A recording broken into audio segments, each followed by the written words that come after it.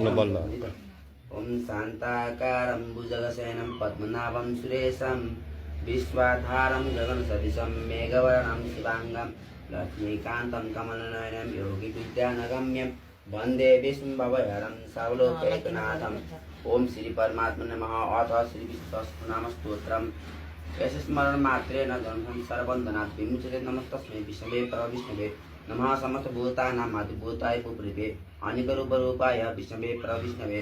वैशम्पायनोवाच श्रुत्वा धर्मणशेषेण पापनानि च सर्वशः युधिष्ठिरशान्तनं पुनरे पापे भासः।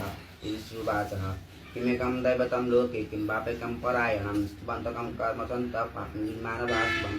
ओ धर्म सर्वधर्माणां भवतः परमो मतः किं जपमुच्यते जन्तुर्धर्मसंसारबन्धनात्। विष्णुवाचः जगत्प्रभुं देवदेवम् अनन्तं पुरुषोत्तमं स्तुवन्ननाम शस्त्रेण पुरुषः सदोत्थितः।